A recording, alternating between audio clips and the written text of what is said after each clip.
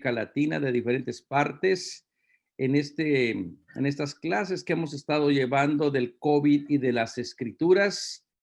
Pues han pasado varias personas, nos han invitado a reflexionar ante esta situación desde el punto de vista bíblico.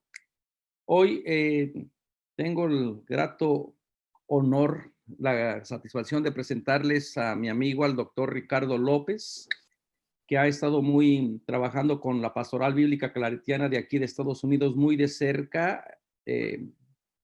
Con él comenzamos de alguna manera, a formar equipo. Y bueno, él tiene una amplia experiencia en el mundo académico, hizo sus estudios de doctorado en el École Biblique y en Alemania. Ha publicado muchísimos libros, ha sido maestro de la Universidad Pontificia de la Ciudad de México.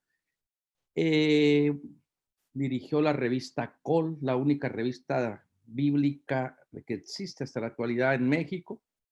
Y bueno, ahora está acá en Chicago trabajando en las publicaciones de Liturgical Press de la Diócesis de Chicago. Richie, es un gran placer, un honor tenerte, y gracias de verdad por acompañarnos, por tu generosidad, por tu tiempo. Y bueno, estamos aquí para lo que nos tengas que contar, como diría Pedro allá con Cornelio, ¿verdad? Gracias, los micrófonos son tuyos. Hola, gracias. Estuvo muy solemne la introducción, Manuel.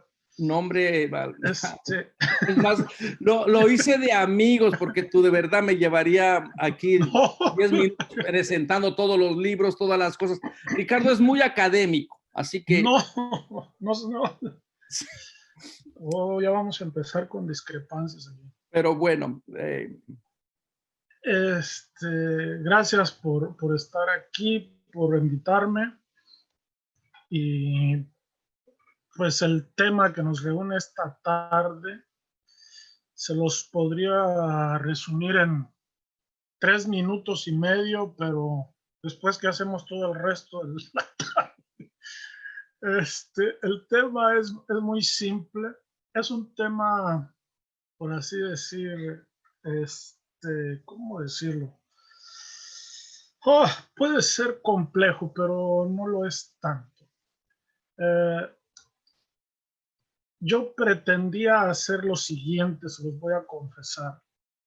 Hacer un recorrido por un par de lugares donde se habla de que el Mesías no solo va a sufrir, y para eso iba a tomar la tradición del Mesías sufriente, sino que también iba a hacer o a causar dolores.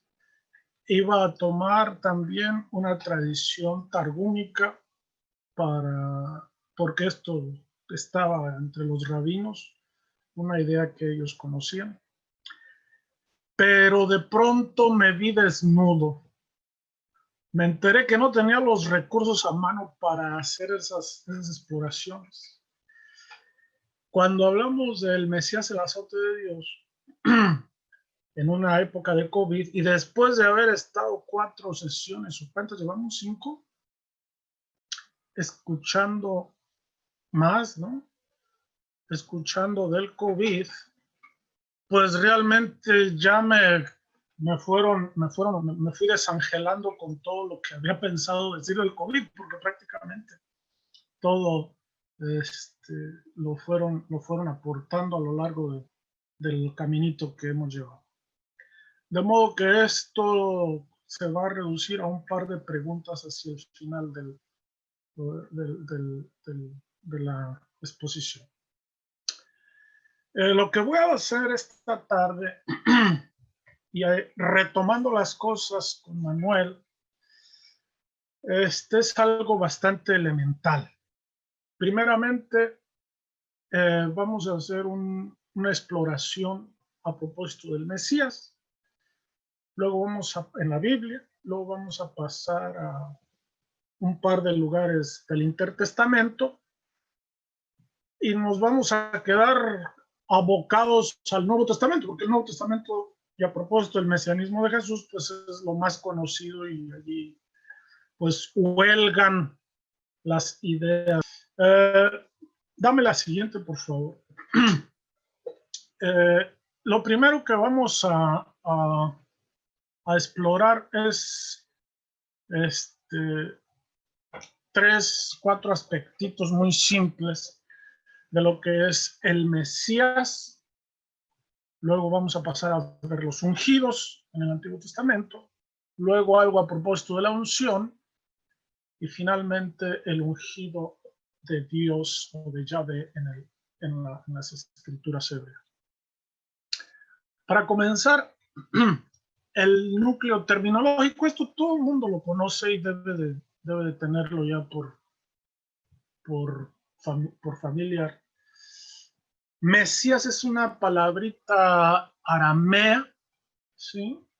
Que obviamente deriva o está emparentada con el hebreo, ¿no? Y que tal cual pasó al griego como Christos, viene de un verbo que significa ungir o derramar aceite sobre algo. En el griego tenemos un par, en el griego del Nuevo Testamento, tenemos un par de lugares del Evangelio de Juan donde se hace la transcripción tal cual, Mesías, en 1.41 del Evangelio de Juan y en 4.25. Fuera de eso, siempre aparecerá Christos, o Cristo, pues, para nosotros. De ahí se ve ya la importancia que el término va a tener para los cristianos, ¿sí?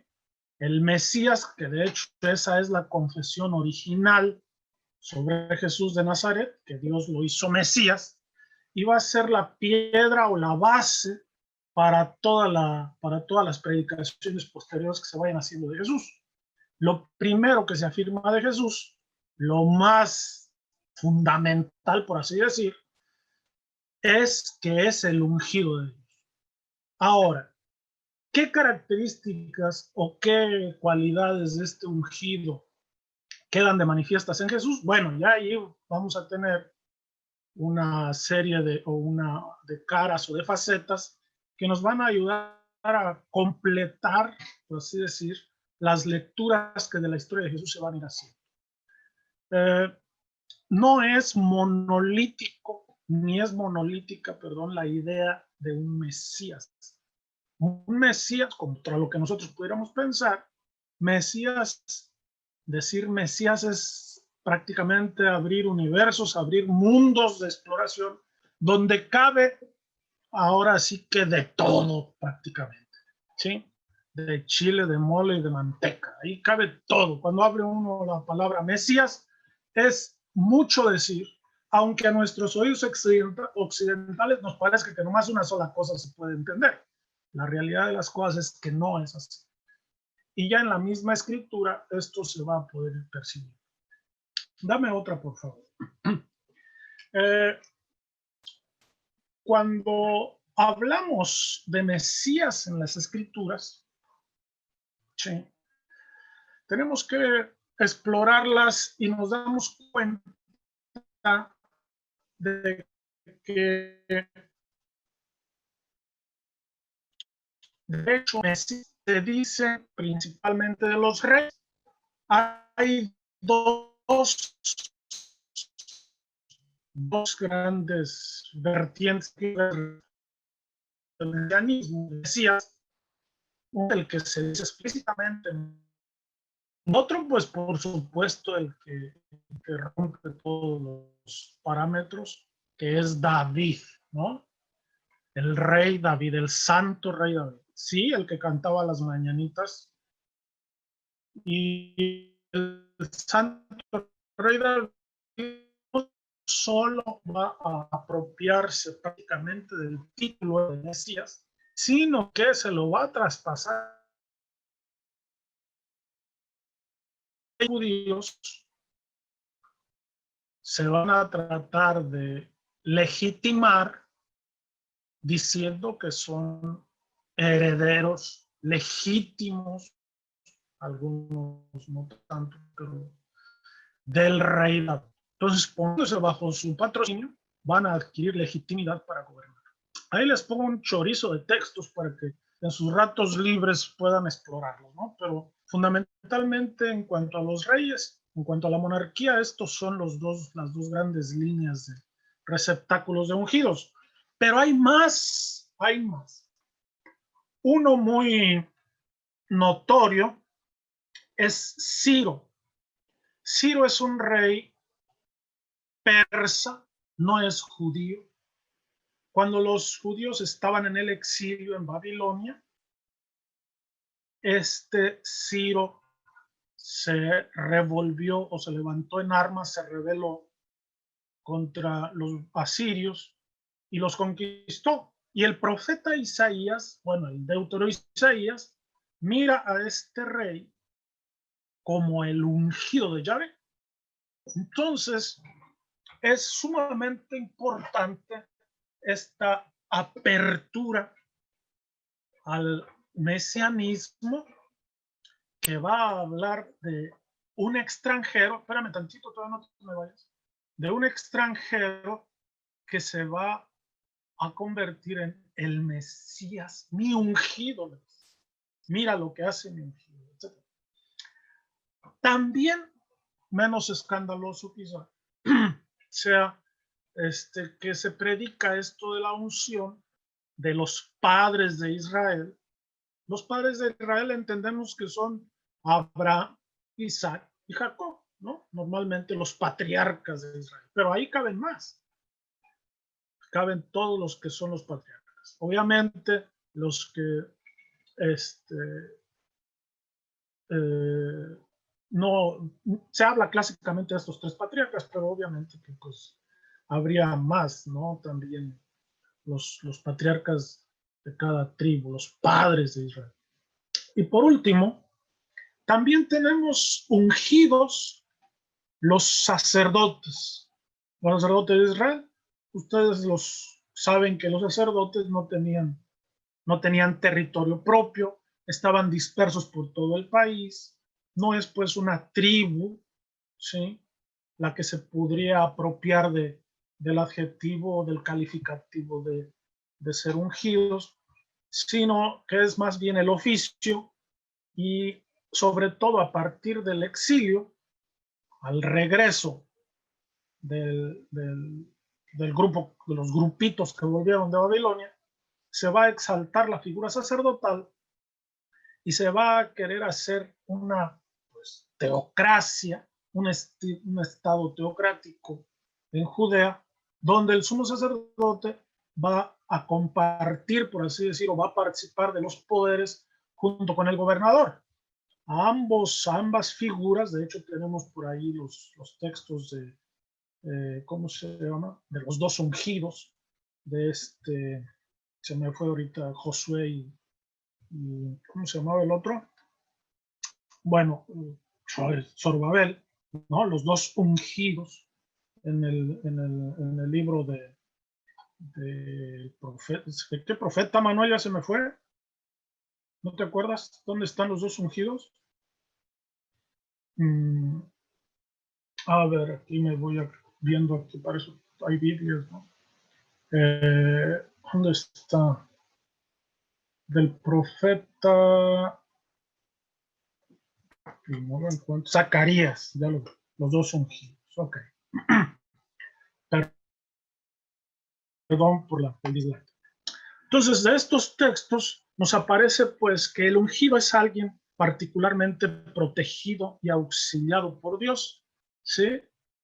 Y en cuyo nombre, después lo vamos a ver, sobre todo en la literatura de los Salmos, en cuyo nombre se puede implorar ayuda al propio Dios. Se dirá, por los méritos de tu siervo David, por atención a tu ungido, bla, bla, bla, bla, bla, ¿no? Se puede presentar a Dios una solicitud.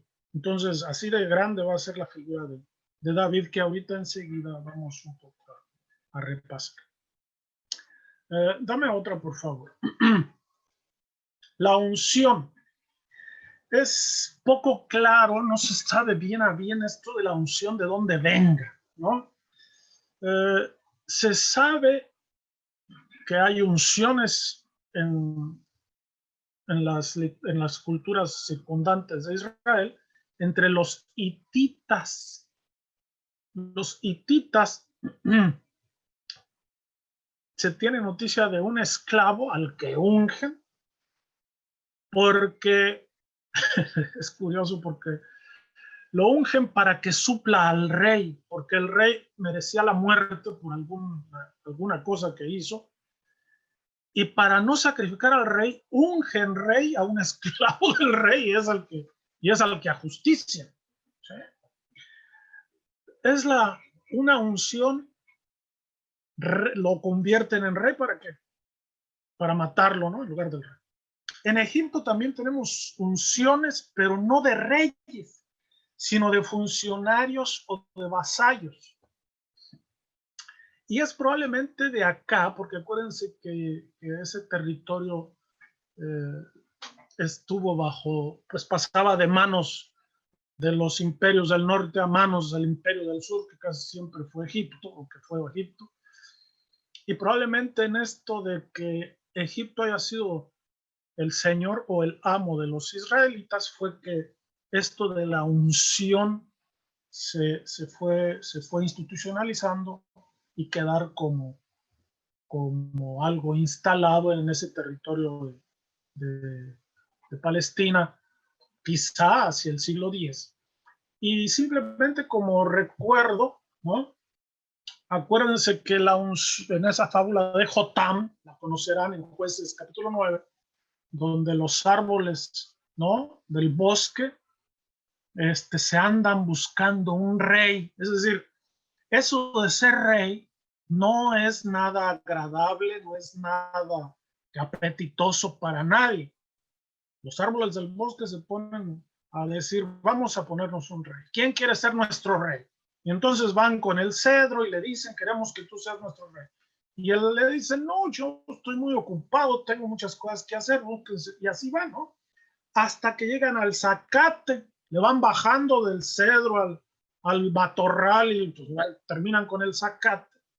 Y el zacate dice, bueno, yo voy a ser su rey. El zacate acepta ser rey de todos los árboles del bosque.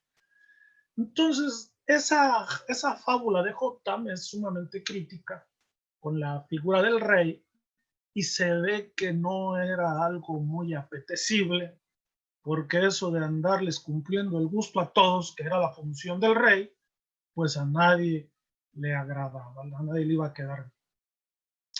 En el Nuevo Testamento, sin embargo, esto de la unción, de echarle aceite a alguien encima, va a adquirir su propia tonalidad. Dame otra, por favor, Jera.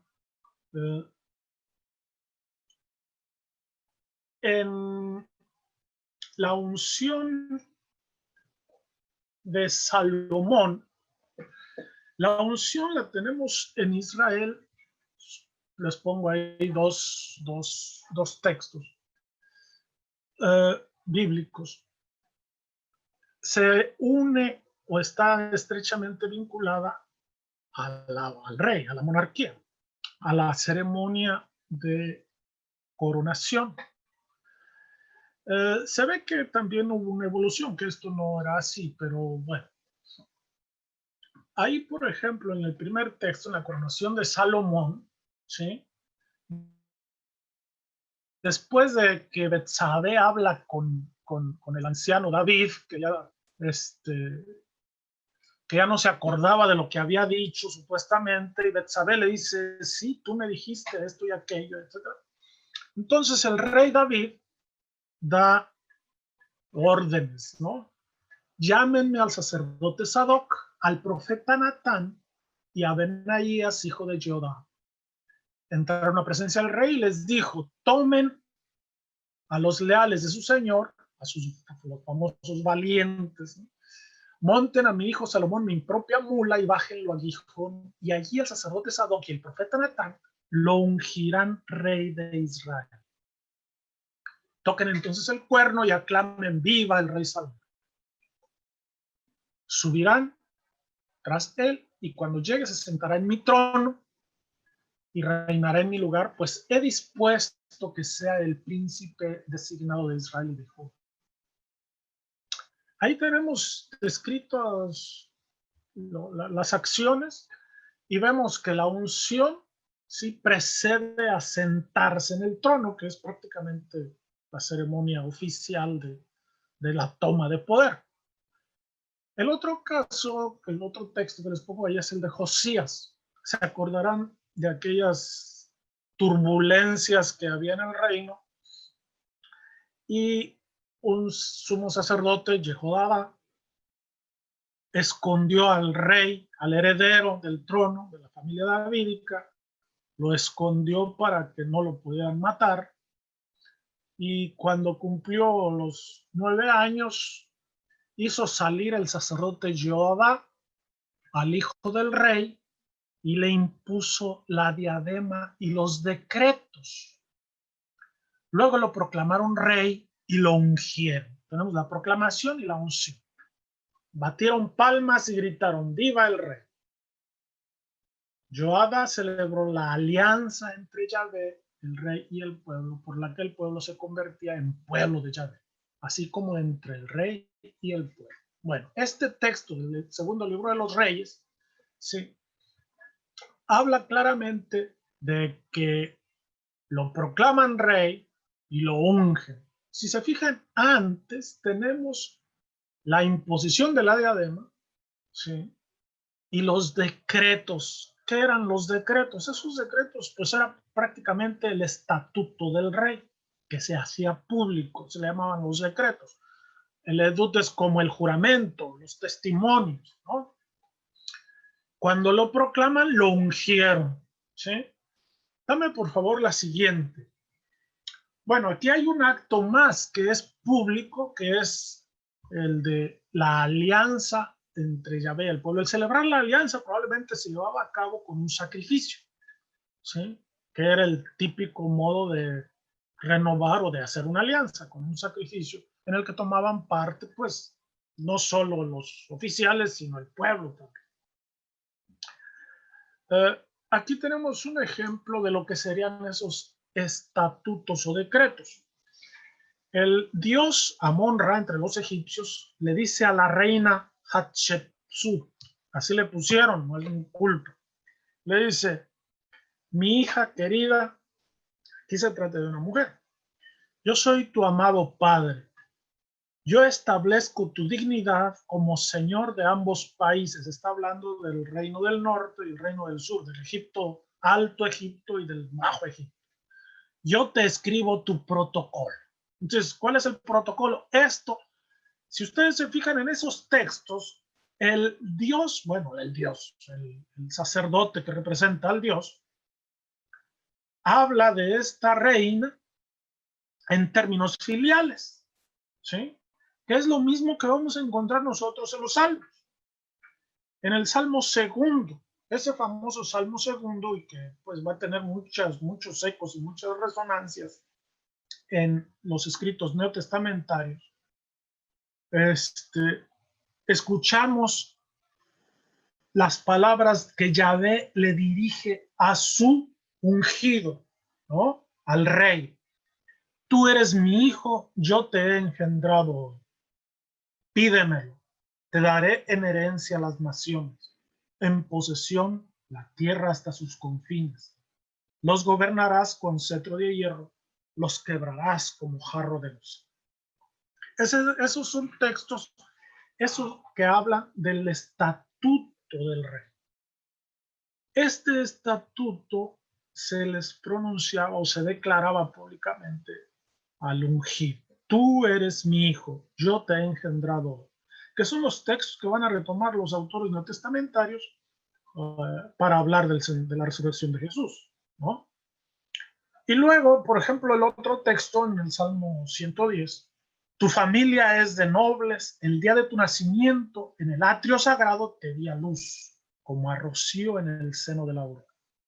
Entonces, habla de esta relación tan peculiar que se va a establecer entre el ungido, el rey, el príncipe, y Yahvé, el Dios del pueblo. Dame la que sigue, por favor, Gerard.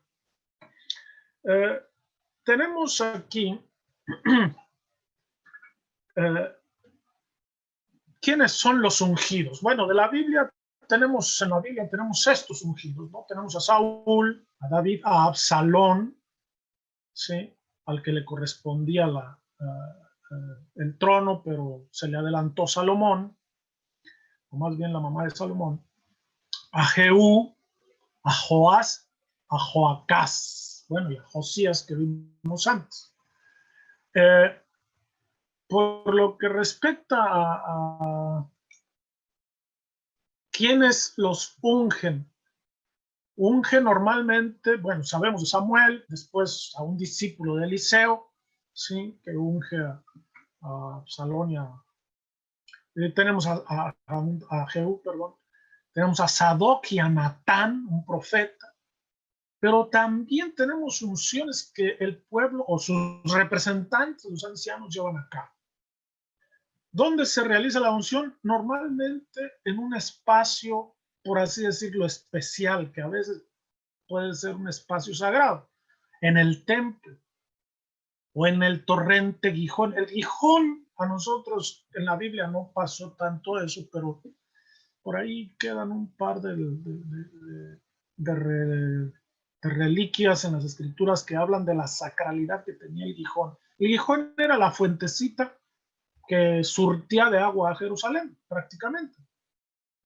Y esa fuentecita, antes, en la época jebusea, probablemente se le atribuyeron, por así decir, tonos sagrados, era un manantial de agua sagrado. Y probablemente debido a eso es que allí se va a ungir a Salomón. Pero bueno, les digo, hay por ahí un par de lugares en las escrituras donde el Gijón se deja ver que el Gijón tendría algo de sacralidad todavía. Por supuesto que la va a perder frente al templo de Jerusalén después. El rey puede ser ungido por un representante del pueblo, decimos, por un profeta en nombre de Yahvé, pero también por un sacerdote. Y esto lo va a convertir en el ungido de Yahvé. El rey de Jerusalén es el ungido. Así tenemos pues una elección, la secuencia de una unción, una elección, una aclamación con lo que se instituye a un rey. Tenemos también que tiene un cierto carácter religioso, aunque el rey, es disputado si al rey le competía hacer alguna función o cumplir alguna función en las cuestiones en el terreno religioso de los sacrificios y eso va a ser la falta que le van a atribuir para quitar del cargo a Salomón, a Saúl, ¿no? Pero es muy probable que los reyes tuviesen alguna injerencia en las cuestiones cultuales y en las liturgias antes, por lo menos en otras culturas, ciertamente, no en Israel. Y después, ¿con qué se hace la unción? Pues con aceite. El aceite que es comida, que es medicina y que es también cosmético, que embellece, ¿no? Entonces, esas características naturales del aceite van a servir para hacer de esa persona ungida algo especial. Después van a venir las teologizaciones, es decir, los predicados teológicos respecto a la unción y a lo que eso significa. Y se dirá incluso que es Dios el que unge al monarca. Es decir, no es el sacerdote, no es el profeta. ¿Sí? Por supuesto que no lo hacen por propia iniciativa, siempre será Dios el que está detrás de ellos. Así hayan sido hayan urdido las cosas más, hayan entreverado las cosas más, por así decir, más turbias para hacerse con el poder, pero al final de cuentas se va a decir que es Dios el que lo eligió y es Dios el que lo eligió. Ese es el modo de teologizar y de justificar y de avalar una acción que, digo, a los ojos que no son de los piadosos van a decir, pues aquí lo único que hay es una serie de, ¿cómo se llama? Confabulaciones para hacerse con el poder. asunto arreglado. Vamos a lo que sigue, por favor. El ungido de Yahvé. El ungido de Yahvé no se autounge. Dame la que sigue, por favor, Jera. Ya se me fue Jera, no. Es decir, es es alguien que recibe la unción. No dice, yo me voy a ungir rey de Israel, o yo me voy a ungir como príncipe del pueblo, sino que siempre la recibe. El ungido de Yahvé es de Yahvé porque se mantendrá subordinado a su señorío por siempre, a su voluntad. Claro, Dios lo puede rechazar, ¿no? Como en el caso de Saúl, ¿no? Dios lo podrá rechazar. Le quita la filiación, por así decirlo. Pero ni siquiera en ese caso se acordarán de aquel episodio de David que encuentra dormido a Saúl y que le dice su general, mátalo. Y le dice, no, ¿cómo voy a tocar yo al ungido de Yahvé? Sí, él es el ungido de Yahvé, yo no lo puedo tocar siquiera. Así estemos peleados a muerte, yo no lo puedo tocar, ¿no? Y luego también tenemos las expresiones teológicas que serán de este ungido. Algunas pues ya las vimos un par de diapositivas antes. Y hablamos también, bueno, en esos salmos se habla del dominio universal y se empieza a hablar de esta idea de que el ungido de Yahvé, a propósito del capítulo 24 del segundo libro de Samuel, el 24 o el 23, sabemos que el 23, de la donde se habla de que el reinado del rey, del ungido de Dios, será sempiterno. ¿Se acordarán aquel 2 de Samuel que es 7:14 o 14:7, ya no me acuerdo con exactitud?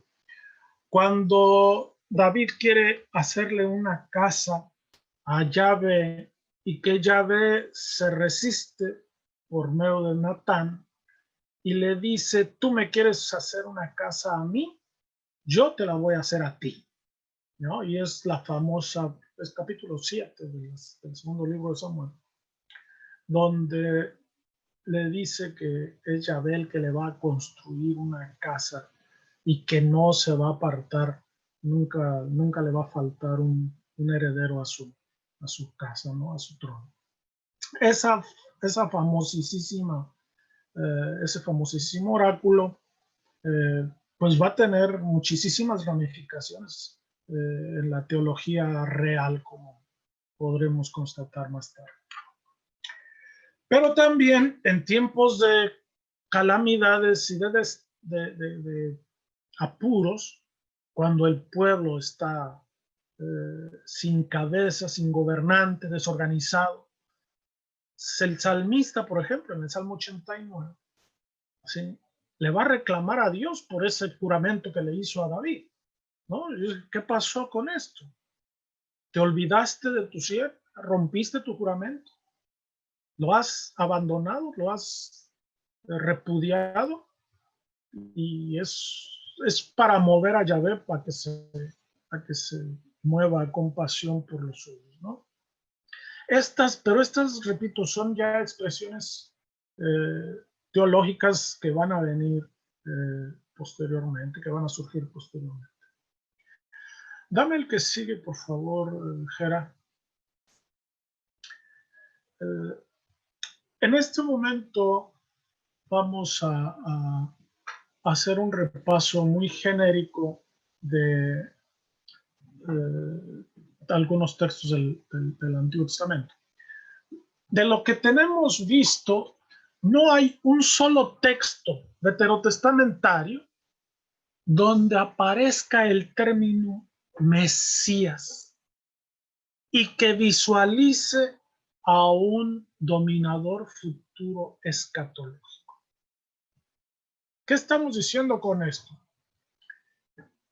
Que estamos diciendo, contra lo que pudiéramos piadosamente creer,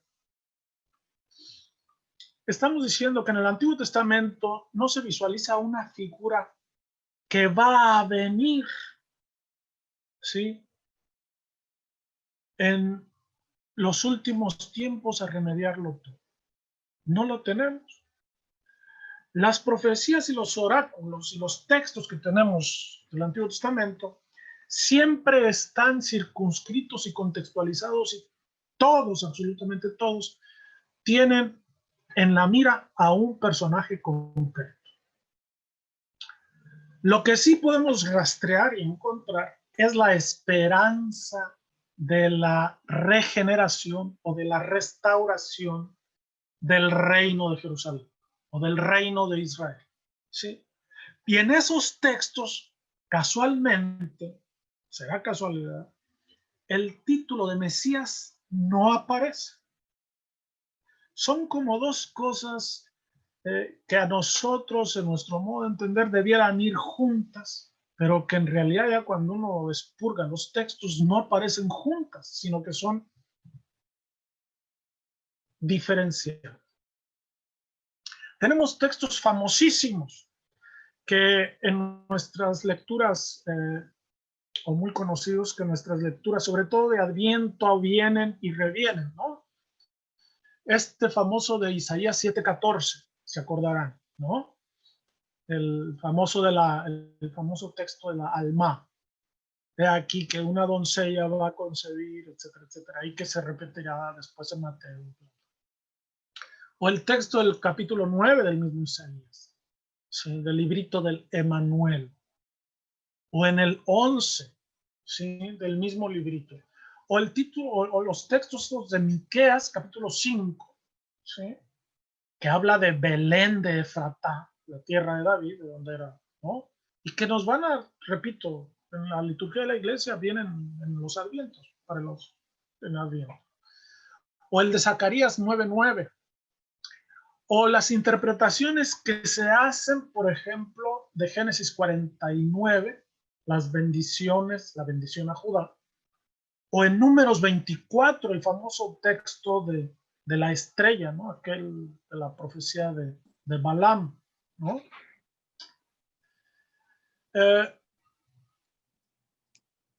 En realidad, todas estas ramificaciones o interpretaciones, podemos decir que van a ser posibles, se van a ir coagulando gracias a la figura de David, que va a quedar como el rey por antonomasia y que va, por así decir, como a idealizar, lo vemos enseguida, a idealizar al ungido de Yahvé, o esto de la unción. Dame la que sigue, por favor, Gerardo.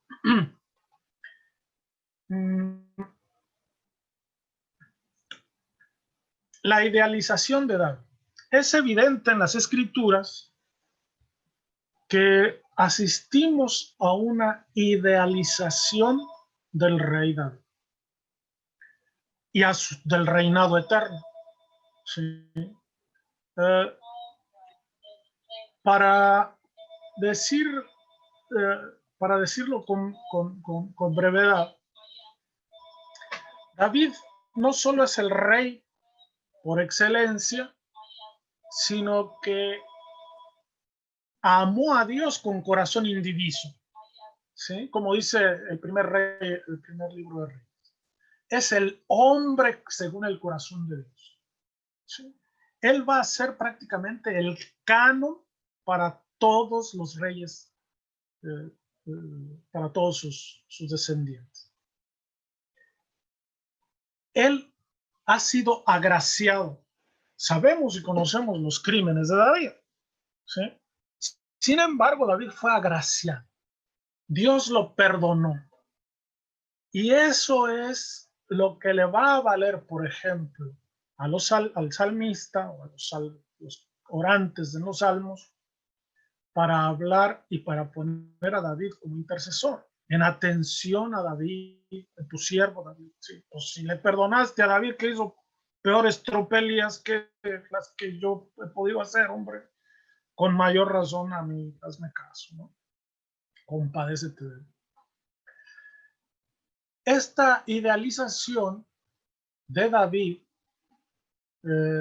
se basa en, bueno, aquí está la promesa dinástica del capítulo 7 del segundo de David, y que esta promesa va a alentar, pues no solo la sucesión inmediata, sino la restauración del pueblo a partir del exilio. Esta promesa de David, esta promesa del reino permanente, esta promesa de un rey ideal va a estar nutriendo la esperanza de los judíos hasta que regresan, y después todavía, ¿no? Para constituirse en un pueblo y organizarse y tener una identidad y una cultura propia. El deuteronomista, bueno, ya estoy hablando de cosas raras. Vamos a dejar a los deuteronomistas en paz, ¿no? El rey es representante de la presencia salvadora de Dios solo porque es miembro del pueblo. Les digo, aquí lo extraordinario es que uno que no era Ciro, uno que no era, en el caso de Ciro, el persa, uno que no era del pueblo de Israel, pues bien, Yahvé dice, este es Dios. Pero en general, el rey es representante, por así decir, de la presencia del pueblo ante Dios y también de Dios ante el pueblo, curiosamente. Pero con el tiempo, el rey va perdiendo porte belicoso, guerrero, va a dejar de ser un dominador que conquista a sus alrededores, a las naciones vecinas, a los pueblos que lo circundan, y se va a convertir en un rey más de corte piadoso, orante, por así decir, espiritual, como nos lo describen los textos del Deuteronomio 17, ¿no? Donde pues el rey prácticamente va a ser un rey humilde que va a procurar el pobre, etcétera, ¿no? No se va a tener que ocupar de engrandecer su territorio y sus fortalezas militares, sino de darle vida al pueblo de otra manera. Dame la siguiente, por favor. Esta idealización de David, no pensemos que es absoluta, que todo se pasó por ese tamiz. En las escrituras nos vamos a encontrar también con críticas muy, sobre todo ya en épocas tardías, críticas muy duras a bueno, por lo menos que no lo cobijaron tanto, ¿no? En la historia de la sucesión al trono, así se llama esa partecita donde, bueno, de la historia de David, donde se trata de cómo se va cómo va escalando hasta llegar al trono. En la historia de la sucesión al trono, no se callan, no se omiten los crímenes de David, ¿sí? Ahí se queda. Pero tenemos textos como en Eclesiástico 45, 47, 49, ¿no? Donde dicen, aunque la alianza con David, hijo de Jesé de la tribu de Judá, es herencia personal debida a su dignidad, la herencia de Aarón es para su descendencia. Podemos ver aquí que la herencia de Aarón, de alguna manera, ¿sí?, es superior a la del propio David.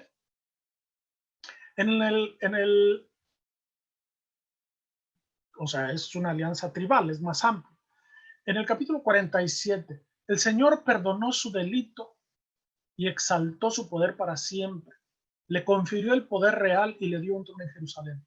Por sus méritos le sucedió un hijo prudente que vivió en paz, ¿no? Se dice. De alguna manera hay cierta distancia, cierto distanciamiento ya de esa idealización tan acendrada que vamos a encontrar en otros libros de la Biblia, como el propio Salmos que vamos a leer enseguida. Salvo David, Ezequías y Josías, todos se pervirtieron. Abandonaron la ley del Altísimo, los reyes de Judá hasta el final. Por eso entregó su poder a otros y su honor a un pueblo extranjero. En los Salmos, ya lo leímos, se realza o se subraya el vínculo entre David y Dios. El rey es su hijo, su reinado es universal, es un gobernante recto, es benefactor del pueblo. Y estos salmos que tenían un uso cultural, ¿sí?, van a alentar siempre.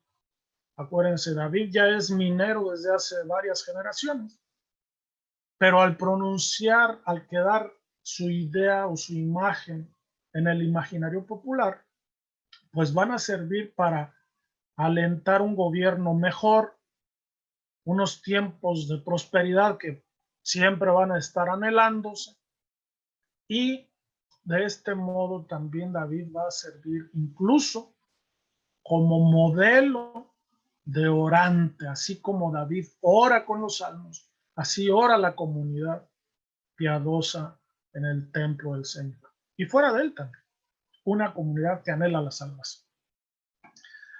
Dame la que sigue, por favor. Tenemos pues 3 o 4 cosas o 4 líneas o ideas fundamentales. La primera, las promesas dinásticas a David. Las promesas dinásticas a David van a perpetuarse en ese trono, en ese dominio o reinado eterno. Después tenemos los títulos reales que se van a hacer como, o que se notan, podemos decir, en el culmen de todos, que es la filiación divina. Tú eres mi hijo, yo te he engendrado.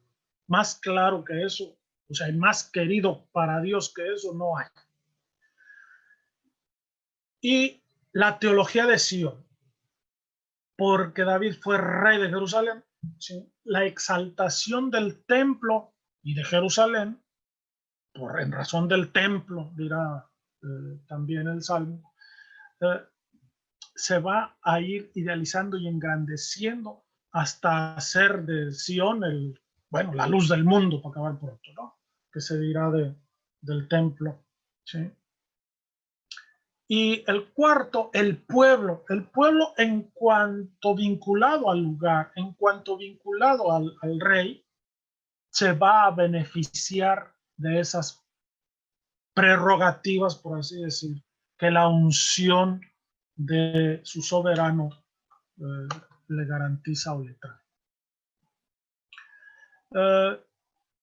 Todo esto podemos apreciar como de un ambiente o de unas representaciones o de unas ideas meramente políticas, por así decir, se van a ir haciendo ideales o simbólicas hasta convertirse en ideales de salvación, no solo para los contemporáneos, sino para muchas generaciones y para un futuro indeterminado, ¿sí? Porque se va a quedar abierto esto para la eternidad, por así decirlo, ¿no? El famoso ya, pero todavía no, que hasta el día de hoy seguimos pronunciando o añorando. Pero esta salvación no se va a realizar sin rey o sin una mediación soberana, vamos a decirlo así, sin rey. Aunque tenemos un par de textos allí en Zacarías, en el texto hebreo, donde la salvación que se espera ya no es por mano del rey, sino directamente de Dios. Los repetidos fracasos y desilusiones llevaron a pensar en que el rey realmente no era alguien indispensable, que el ungido de Yahvé ya no era simplemente, ya no había que esperarlo y fomentarlo, sino que había que esperar una salvación directamente de Yahvé. ¿Cómo? Solo Él lo sabe. Bueno, pero también en esto va a tener su función el pueblo, porque el pueblo, como depositario de la salvación, va a procurarse medios diferentes que no los usuales, los, por así decir, tradicionales, de que la salvación nos llega por medio de una figura soberana.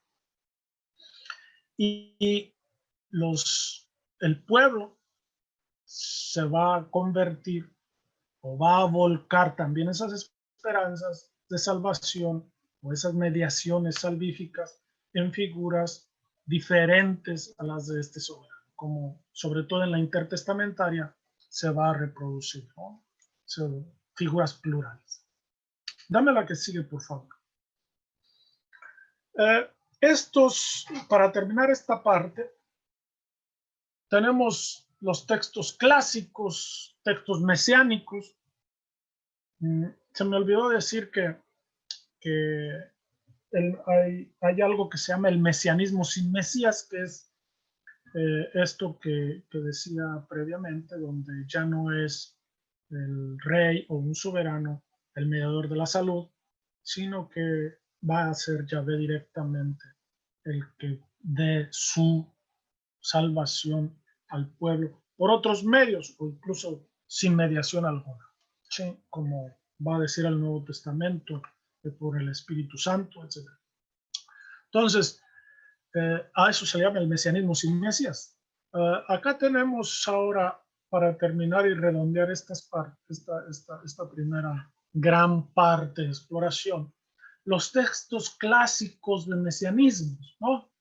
Los textos clásicos que, pues por ser tan clásicos, pues, huelga mirarlos aquí. Son menos conocidos esa otra línea de textos, que son textos también mesiánicos, profundamente mesiánicos, pero que se conocen menos. Y hay lo que se le llama interpolaciones. Interpolaciones son como añadidos o adaptaciones, a veces cambiándole un par de palabras a una sentencia o a un oráculo, se le da un sentido diferente. Y eso se nota en esos textos de la tercera línea que les anoto ahí. Textos de expectativas de la simiente davídica. Bueno, el más conocido y famoso de todos es el de Belén, ¿no? Es la casa donde se originó la dinastía y por supuesto en Miqueas va a tener su importancia. Expectativas de restaurar la justicia y el derecho. Esto va a ser más amplio, ¿sí? Porque ya no se va a esperar una salvación o un mesianismo, ¿cómo decir?, político de dominio sobre otros pueblos, sino de orden y de derecho interno, ¿no? A nivel nacional siquiera. Al menos que tuviéramos eso, ya estaríamos bien, dicen las gentes.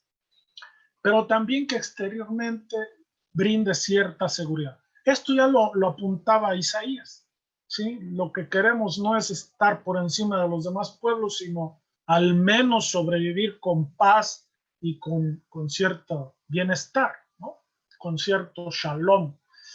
Varios textos que contienen la expectativa mesiánica aparecen cerrando colecciones. ¿Qué se nota? ¿Qué quiere decir esto?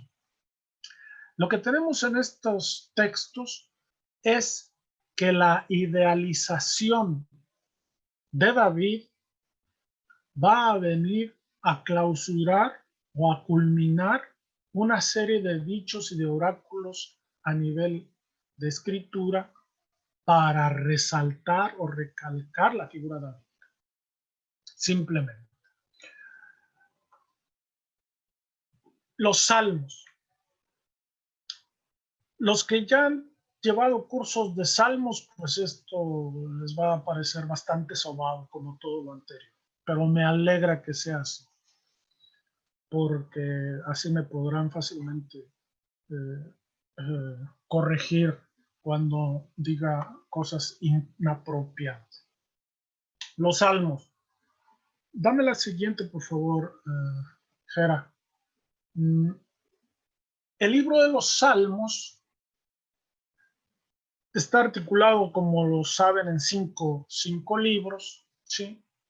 Y son fundamental para ver esto de la davidización del salterio. Davidización quiere decir que el salterio se nota que fue remodelado bajo la figura ideal de David.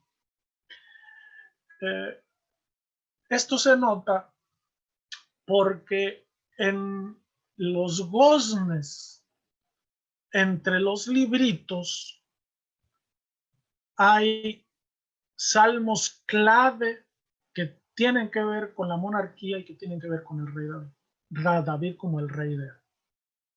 Tenemos el Salmo 2, ¿sí?, con el que abre el salterio. El primer salmo es una especie como de entrada general, por así decirlo, que van acuatados el 1 y el 2, ¿no?, como introducción a todo el libro de Salmos.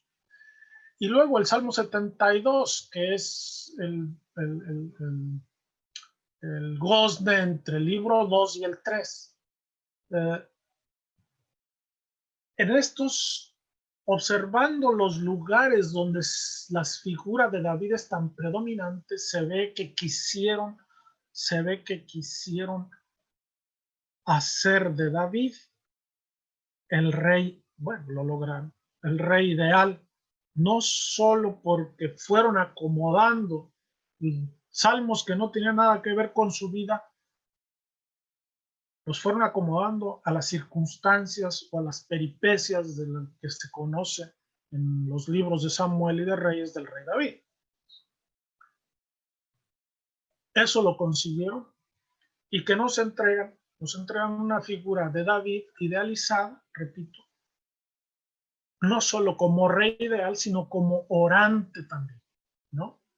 De modo que todo el pueblo piadoso está de alguna manera como modelándose a esa figura y reza con esa figura y se ajusta a esa figura en lo que dice y en lo que alaba a Yahvé.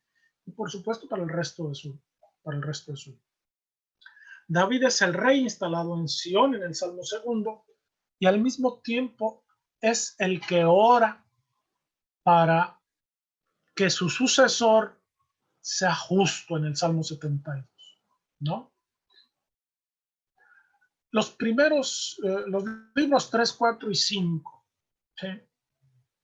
En el 89, que es el final del tercer librito, lamenta la caída de la realeza y pide a Dios que reafirme la gracia mostrada a David, que ya se te olvidó tu juramento, le dice, ¿no?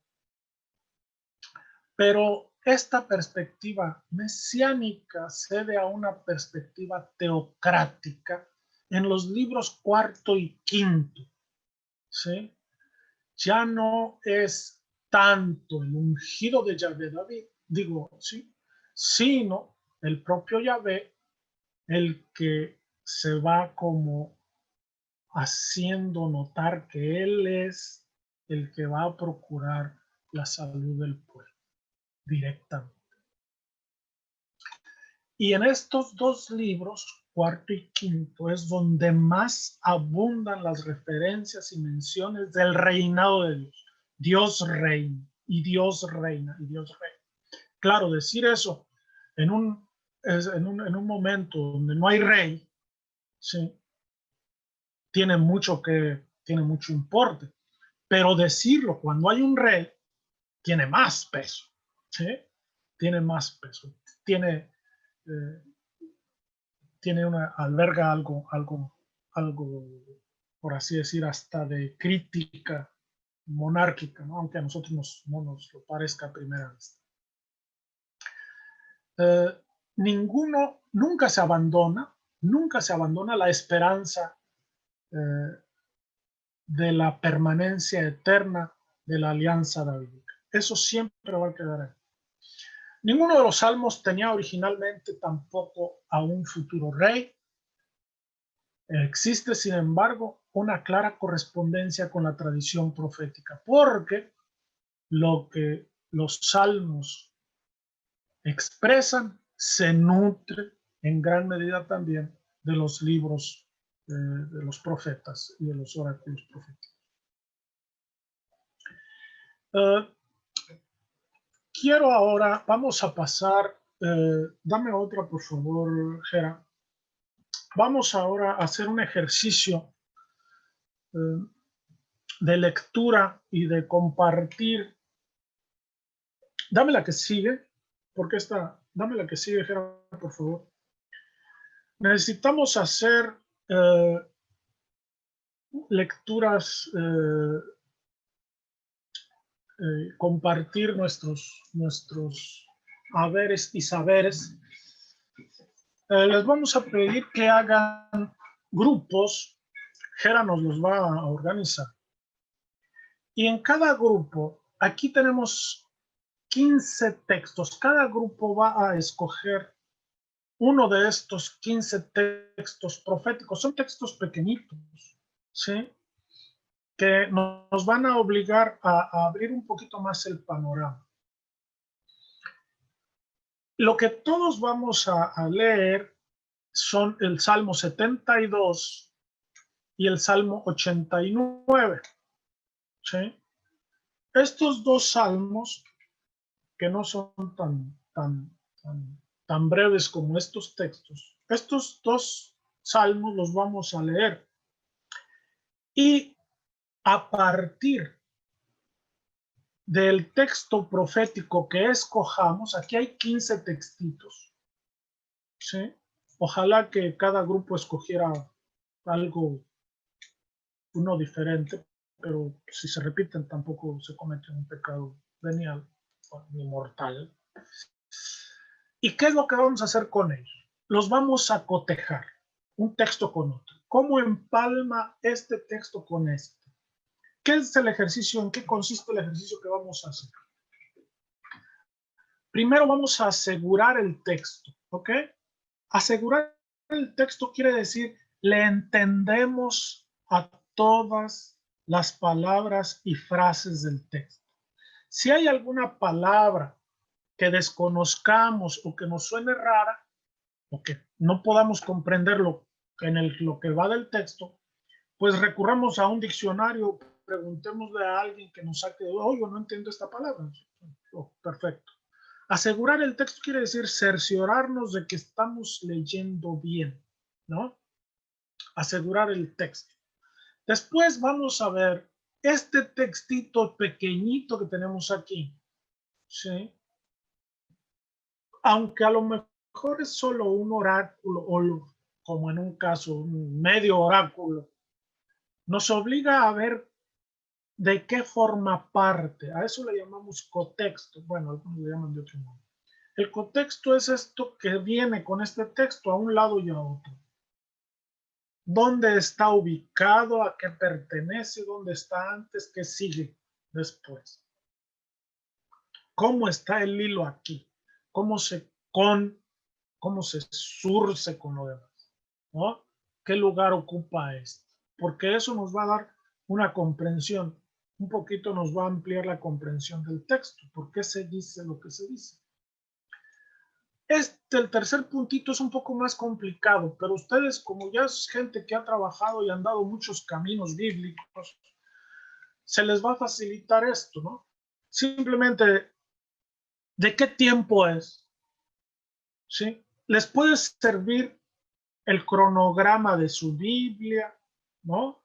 Para ir a ver más o menos de qué época. A veces las Biblias le ponen una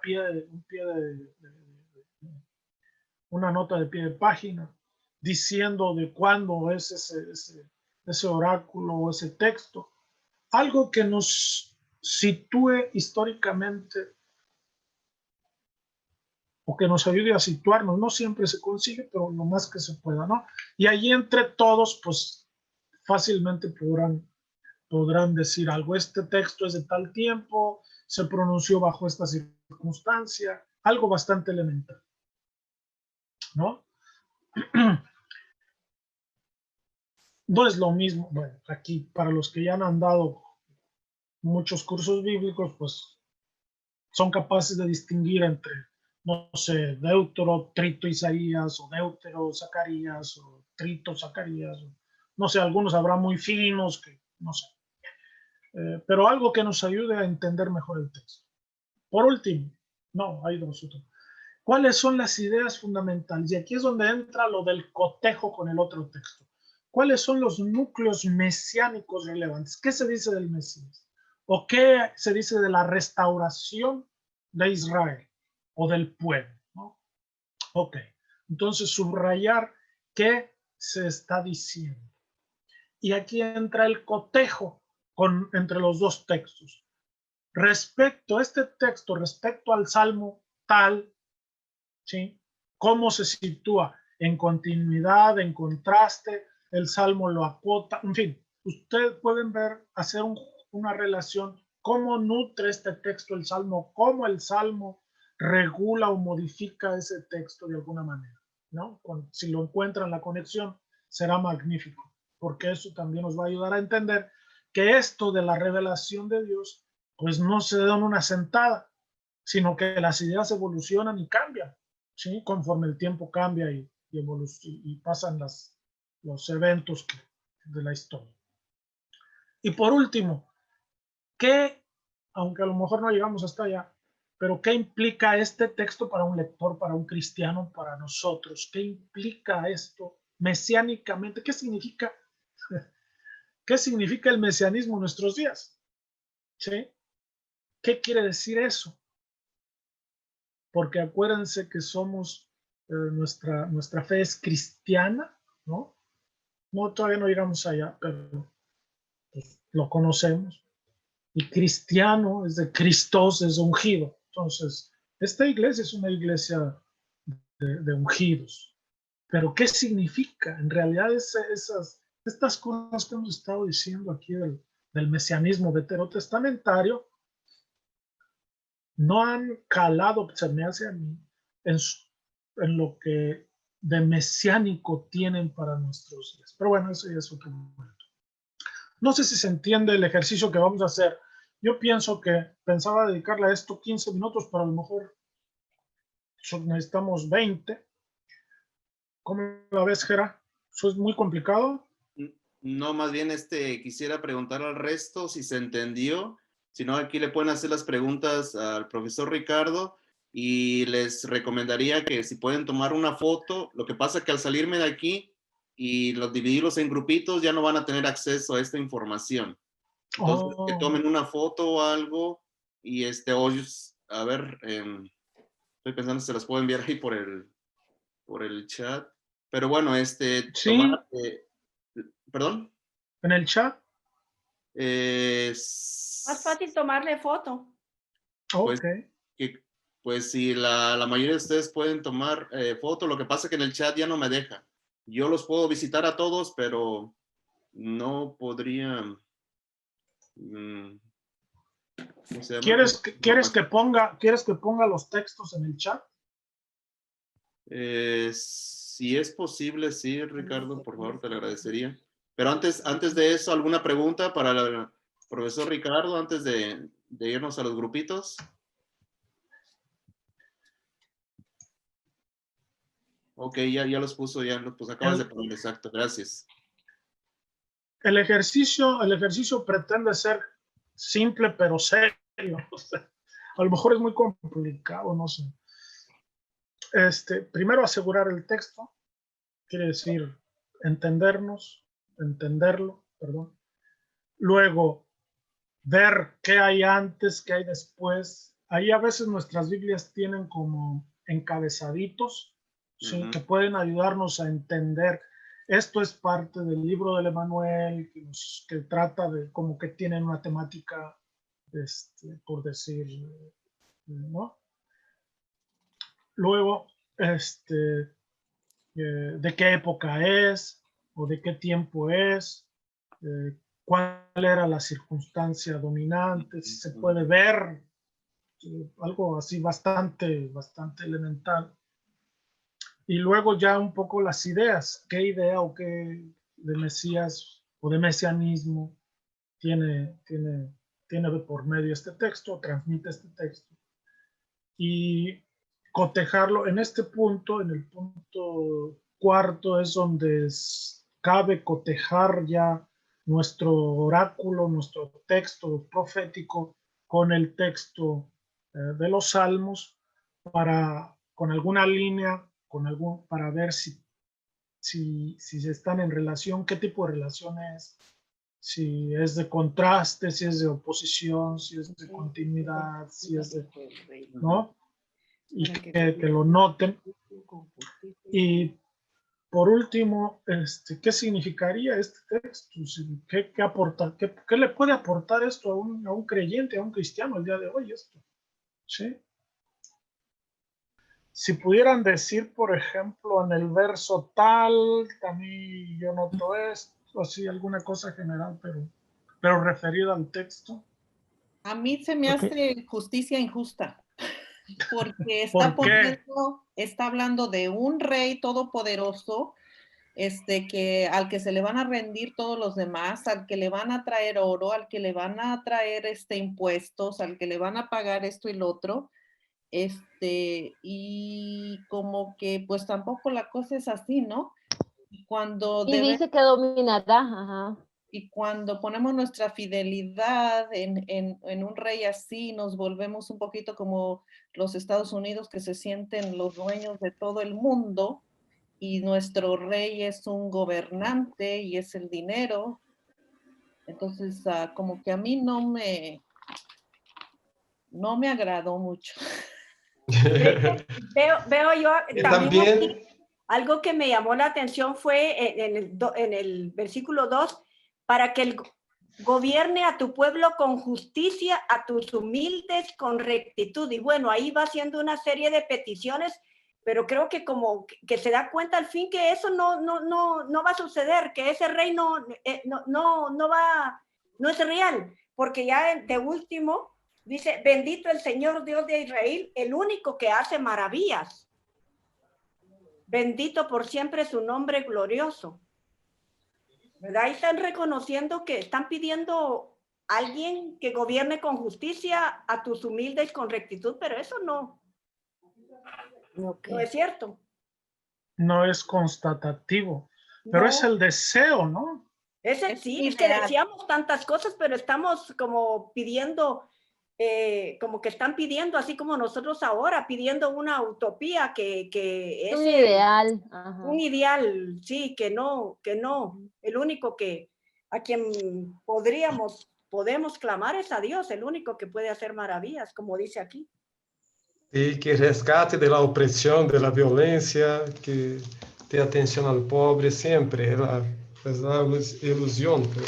Es una ilusión, así como cuando votamos por alguien que nos engañamos, ¿verdad? Sí. Pero me pregunto, ese rey no puede ser de Jesucristo, que lo podamos comprar con él, que sea el que viene a traer esa paz y esa justicia para todos, y ante el cual nos rendimos. Pues está hablando del hijo del rey o del hijo de David o de la descendencia de David, ¿no? Entonces, por ese lado sí nos vamos, que podría, bueno, se supone que en el Antiguo Testamento no están viendo en el futuro a Jesús, ¿verdad? Pero sería el ideal. Pero todo eso va a cristalizar de alguna manera en los grupos cristianos poniéndoselo a Jesús, ¿no? Pero aquí me surge una pregunta. El hecho de que esto sea una especie como de ideal ¿nos priva de trabajar la esperanza? No. Al contrario, más bien nos abre a la esperanza, porque yo veo que esto es un cántico que pone el pueblo pone el salmista en el rey, pone toda su esperanza, dice, oh Dios mío, da al rey tu juicio, dale sabiduría, para que reina los pueblos con justicia, para que yo pienso que es todo un cántico, porque no lo podemos ver como con la realidad de hoy, a lo que está haciendo escriturísticamente. Pienso que tenemos que ver como una promesa de esperanza presente en los salmos, de que se va a restablecer la monarquía, pienso yo, en ese momento. Por eso al final aparece esa bendición en el versículo 18, bendito sea Yahweh, tal cual, porque va a cumplir esto que está prometiendo. Pero el trabajo tiene que ser hecho por cada uno. Ya. Lo interesante también aquí es el hecho de que esta justicia, que es también para los humildes, los oprimidos, también tiene que ver con la creación, porque dice que de alguna manera los collados los montes van a traer bienestar, las colinas prosperidad. O sea, la justicia también va unida con lo de la creación, que es también a veces cosas como que vemos como separadas, ¿verdad? Esto va a traer también de que la paz con la misma creación va a afectar también lo de la creación.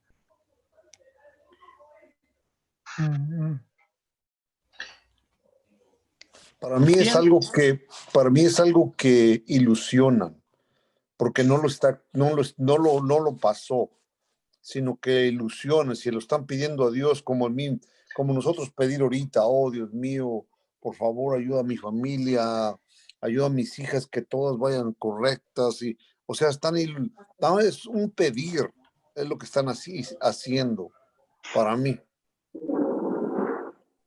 Un sentir colectivo.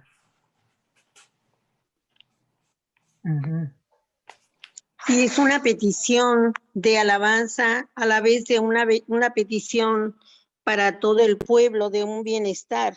Así lo vemos en el versículo 15 y 16, que Él viva, que den oro y que sin tregua rueguen por Él, lo bendecirá el día entero. Abundancia de trigo habrá en la tierra. Eso es lo que está pidiendo, que haya abundancia para los pobres. Y como dice en el artículo, en el versículo 3, que haya también paz y justicia, y que toda la naturaleza sea también una bendición para el pueblo. Entonces siento que todo el Salmo en sí encierra una petición general para el pueblo pobre. Un clamor. A mí me llama la atención es en los primeros versículos el tema de justicia, que se menciona justicia en el primer capítulo, justicia en el segundo, justicia en el tercero, en el cuarto también se menciona justicia y hasta el séptimo también esa repetición del salmista mencionar justicia. Como que se viviera en injusticia y lo recalca, o me llama la atención esa repetición del texto bíblico en esa aclamación de justicia. Claro, y especifica para quién es la justicia, ¿no? Para los pequeños, para los pobres, para los desposeídos, me imagino. Yo siento como que esto es uno mismo. Uno quiere justicia, uno tiene que procurar la justicia. No estar, como dicen, esperando que Dios... somos nosotros. Como dice el dicho, a Dios rogando y con el mazo dando. Ay, ¿qué hablas? ¿Verdad? Cierto. Queremos justicia, hagamos la justicia. Sí. Claro, con la fortaleza de Dios. Queremos... lo mejor para los pobres, que la creación se regenere, pero somos nosotros que tenemos que hacer todo ese trabajo. Así es. Todo esto siento yo que este mensaje es para cada uno de nosotros. Yo estoy de acuerdo un poquito con Antonio. Para mí el Salmo es como una mezcla de plegarias. Hay varias, yo lo dividiría como en varias secciones, en varios salmos. Por ejemplo, el Salmo, como decía Antonio, del 1 al 4, nos está hablando un poquito del deseo de hacer la justicia, ¿no? Y alcanzar la paz. Y hay otra parte que habla de la descripción del reino eterno, el reino mesiánico. Hay otra parte que es la solicitud de los humildes, ¿no? Y así, o sea, pero es como una mezcla de plegarias. Realmente yo veo eso, ¿no? Una mezcla de plegarias. Bien. ¿Alguien? Bueno, sí. En la parte, aquí yo veo también en el 17, que sí, que se haga justicia como todos hemos participado ahorita y el muchacho anterior, pero que permanezca para siempre y que todas las razas sean capaces de disfrutar de que están bajo el sol, sean capaces de disfrutar de esa justicia y felicidad para todas las naciones. También ahí como que meten a todo el mundo, o sea, la justicia es para todos, ¿entiendes? Que trabajamos para todos. ¿Ah? Ya. Esa era otra pregunta que quería hacerles. ¿Cómo están las demás naciones o los otros pueblos en relación al orante o a la persona que pronuncia el salmo? ¿No? ¿Cómo mira? Porque, bueno, a lo mejor no lo notan mucho, pero en otros lugares hay mucha xenofobia. ¿Se entiende la palabra? Sí. Así como rechazo al extranjero. En nuestros países normalmente es lo contrario, ¿no? Somos muy acogedores y amables, pero... No. No. Éramos acogedores. Pero... Porque es que lo estamos viendo. Yo precisamente hablaba con respecto a la encíclica del Papa, que esa volcarnos hacia el forastero, porque al inmigrante, pero nos han metido, yo soy de Guatemala y nos han metido que todos, ahora de repente como que todos nos hemos vuelto xenofóbicos, ¿verdad? Porque en Europa está tremendo, miren lo que le hacen a todos los inmigrantes a los campamentos, y aquí en Guatemala esos 3,000 hondureños que atravesaron la frontera, hasta nunca lo había oído, ¿verdad? Pero ahora sí ya, es que vienen solo a quitarnos nuestros trabajos, a robar, a invadir, y o sea, ese fue el clamor ahora popular. Ahora la gente ya no estaba como los primeros inmigrantes que pasaron y que lograron llegar hasta la frontera ya con Tijuana. Ahora no, ahora como que de repente nos volvimos con rechazo al forastero y más xenofóbicos, ¿verdad? Sí. Muy cierto.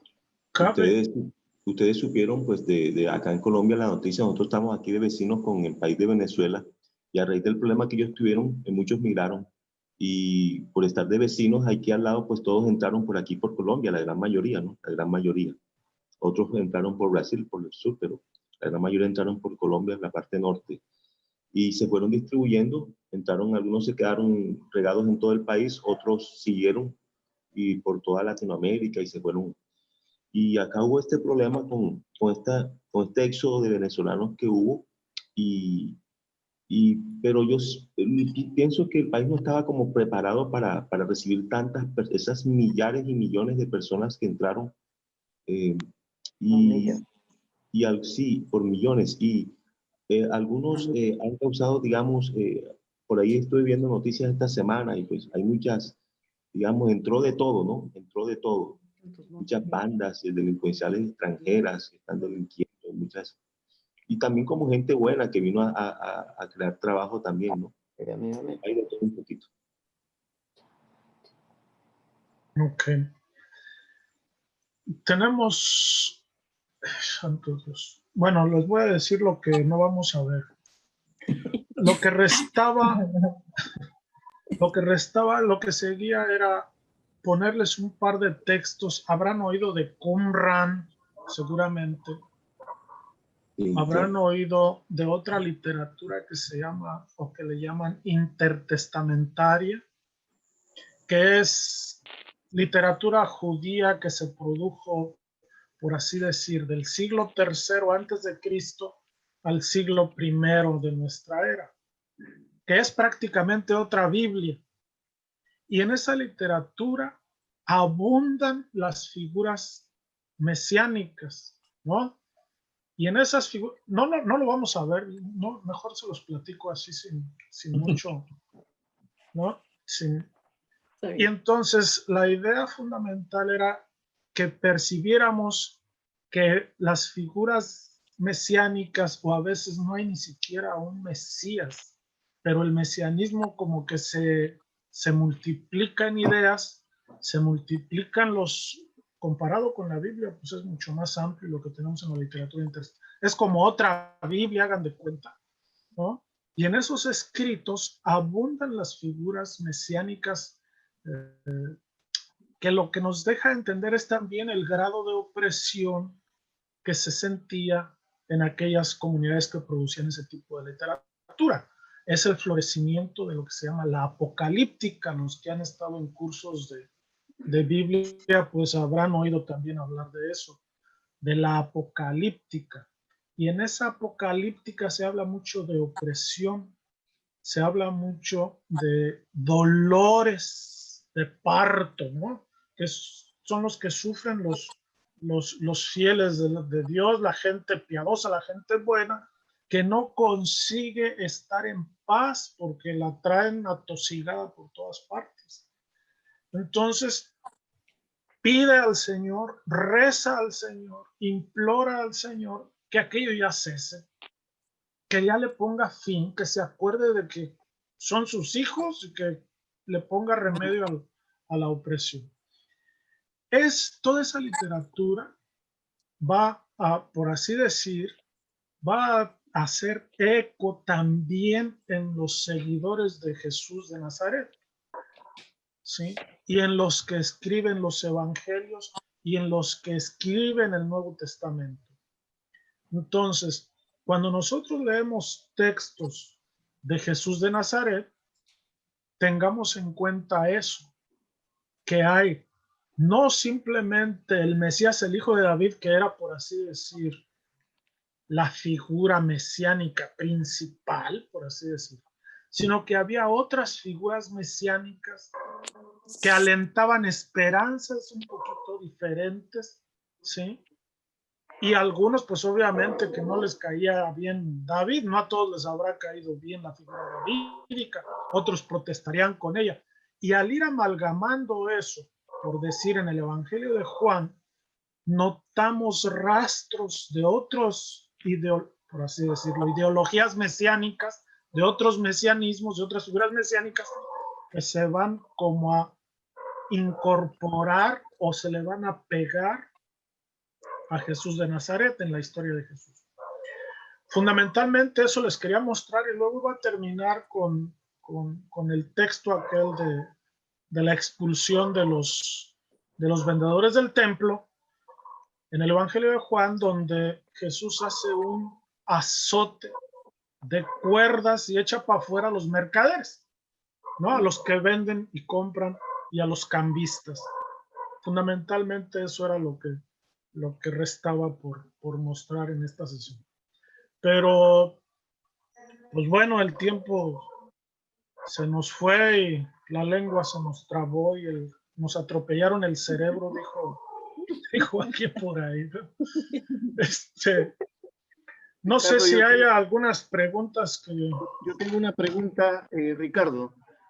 Cuando usted expresaba de algunos textos mesiánicos, pero que tenían su contexto histórico, por lo menos el de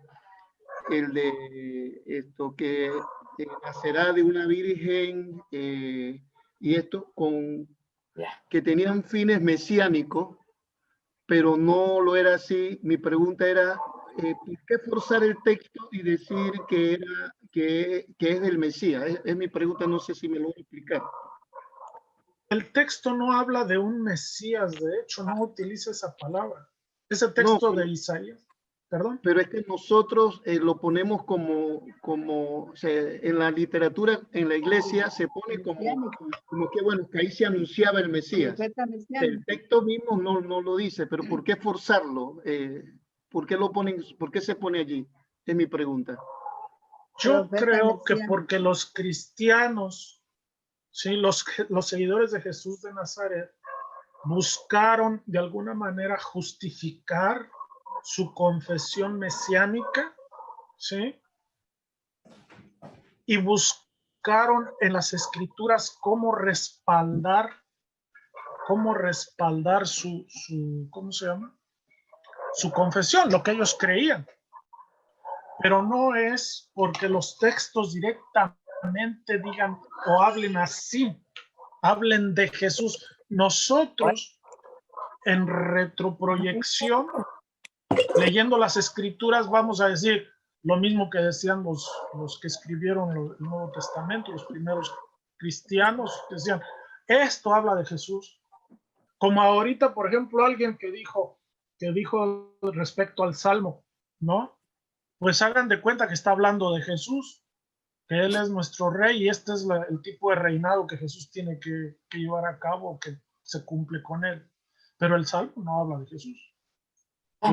Richie, directamente. A lo mejor yo creo que también bueno, aquí me viene la idea de que siempre también se ha enseñado como que el Antiguo Testamento prepara el camino para Jesús. Como que ese acercamiento, pues, desde mi punto de vista, pues no es muy bueno, porque como que ya te va predisponiendo a verdaderamente a ver estos textos, como que los tienes que aplicar a. Bueno, hermano Raúl, ¿alguna pregunta? Gusto verte. ¿Alguien más tiene alguna pregunta para Ricardo? No, pues pregúntenle a todos, porque a mí. No. Así como me dijeron ahí en la Asociación Bíblica de México, el exponente se expone, así que ahora tú estás ahí. El exponente se expone, ¿cierto? No, yo voy a hacer un comentario nada más. Sí, hermana. Sí, solamente que me gustó mucho esta idea de hacer el ejercicio, porque aunque, bueno, creo que le pasó a los demás también, que somos estudiantes y a veces nos turbamos cuando nos preguntan algo de repente que ya pasó hace 2 años o 3 años y lo veo uno de nuevo, lo empieza a ver y además compartir las ideas de otras personas. Bueno, a mí me tocó que dije, ahorita ya estoy en el lugar del profesor que está haciendo la presentación, porque si me preguntan algo de allá de quién sabe cuándo, pues no voy a saber responder. Pero me gustó mucho esa idea de compartir, de hacer la discusión de ese ejercicio, de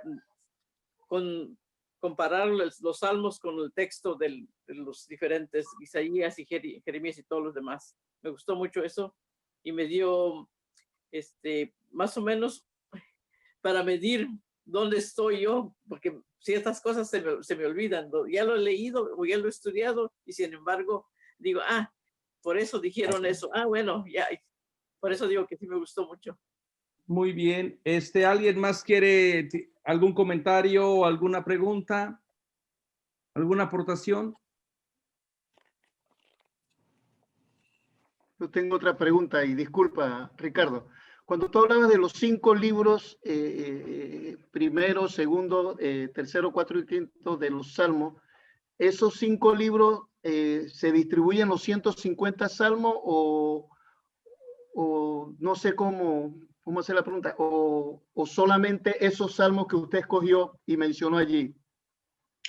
No, los salmos tienen esa arquitectura, o sea, se puede ver como, si tú te fijas, por ejemplo, no sé si se fijaron los que leyeron el Salmo 72, que al final dice, fin de las oraciones de David, hijo de Jesé.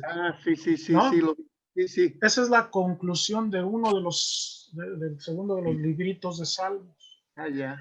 Y en el siguiente, o sea, se puede, no sé si tengan oportunidad de leer la introducción a los Salmos, pero eso es bastante familiar, bastante común saber que los Salmos están organizados como en 5 pequeños libros interiormente.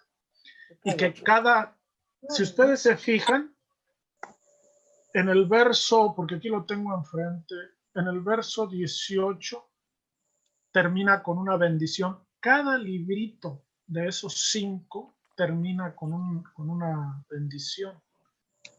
Por eso también se puede notar cómo están armados o articulados en el interior del libro de Salmos. No sé si respondí lo que... Sí. Ya ahora tendré que buscarlo, cómo termina y ahí logro distinguir los 5 libritos, que sería interesante. Gracias. Para el hermano que está, perdón, tenemos el curso de los Salmos, también ahí en nuestro canal de YouTube está todo el curso de los Salmos, por si tienen si quieren ahondar. Gracias, gracias. Muy bien, Ricardo, hay una pregunta que hicieron en el chat. Los judíos tenían la idea de un Mesías político, líder, guerrero por la situación de dominación de parte de los romanos. Sin embargo, con Jesús esta idea sufre un cambio o da un giro inesperado. La pregunta, ¿tuvo que ver esto en el pueblo, que el pueblo, no reconociera a Jesús como el Mesías esperado? Es Luis Díaz, te pregunta eso. Yo creo aquí, bueno, me pueden ayudar cualquier Raúl o todos, ¿no? Yo creo que no hay una idea dominante, o sea, si no íbamos a ver el Salmo 17 de Salomón, por ejemplo. El Salmo 17 y el Salmo 18 de las Odas de Salomón es un salmo mesiánico muy nacionalista, ¿sí? Hecho en la época herodiana, de composición del tiempo de la casa herodiana, es decir, estamos hablando de poquito antes del comienzo del siglo I, y que en ese salmo no es, por así decir, el Mesías no es un guerrero, ¿sí? Es decir, el Mesías es alguien que va a expulsar a los paganos con la espada de su boca, ¿ok? Con la fuerza de su palabra, es decir, pues, a puros buenos consejos. Ese es un modo, por así decir, pacífico de liberación. Por así decir, pacífico. Por eso, creer que solo había una idea de un Mesías político es un poco cortar la figura mesiánica, ¿no? Acortarla, achatarla.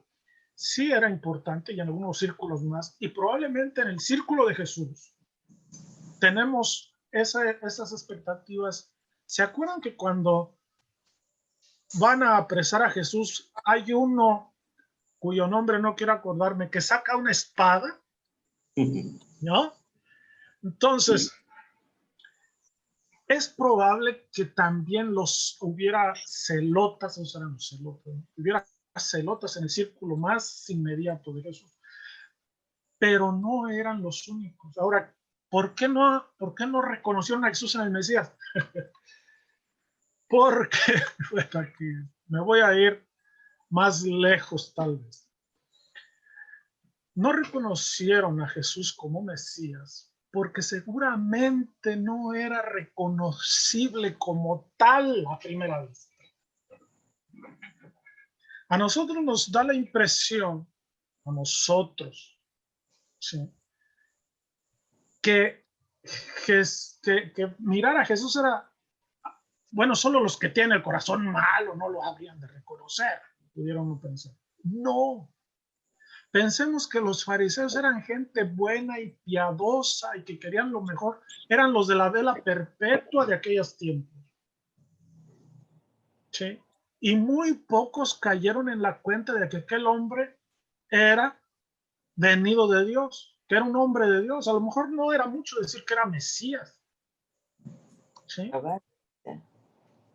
De hecho, esa confesión de Pedro que tenemos tan solemne en los evangelios, tú eres el Cristos de Dios vivo, entonces casi todos dicen que es pospascual.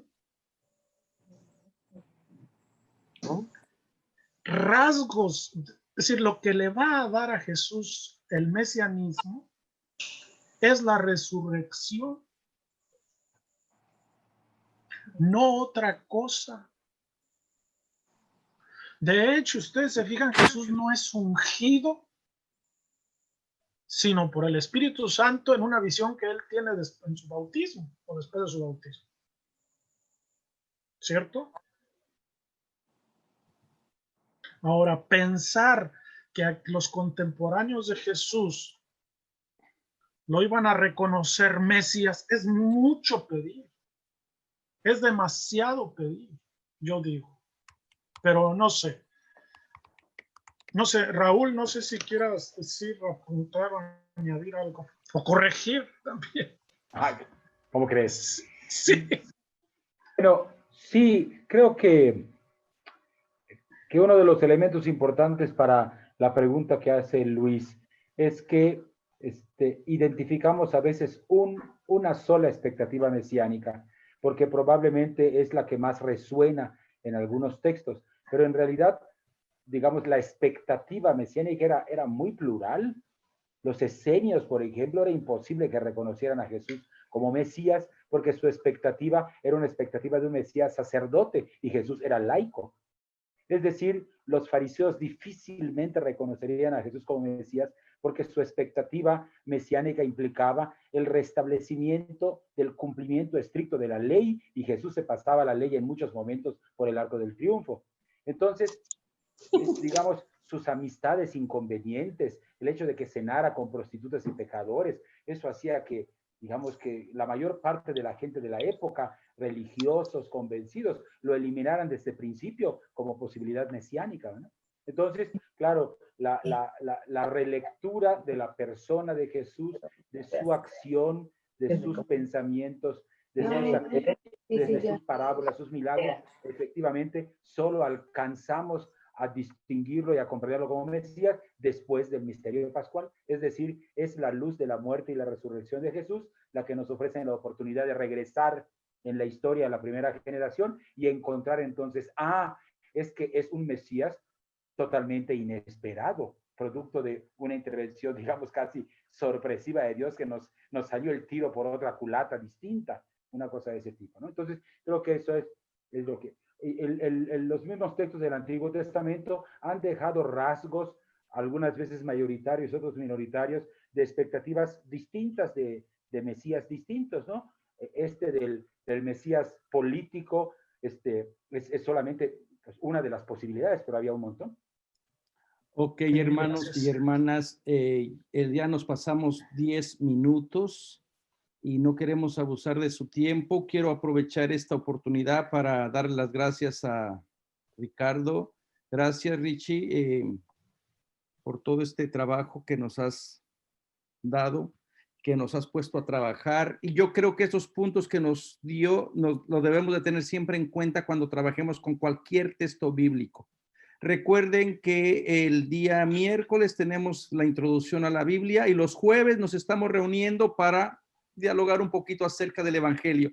Ya también por ahí les vamos a pasar la información sobre la semana bíblica de Adviento que vamos a tener, que va a ser del 30 hasta el día 6 de diciembre. Va a ser toda una semana bíblica reflexionando algún pasaje de la infancia narrativa. Así que les esperamos. Por ahí Arturo les va a mandar la información. Y bueno, no me queda más que darle las gracias por sus preguntas. Qué bueno que se dio esta conversación, ¿verdad? Y esperemos que el Mesías, el príncipe de la luz, algún día nos revele todos los misterios que están por venir. Cuídense mucho, que Dios les bendiga. Enhorabuena para Bolivia y esperemos que Dios nos haga justicia acá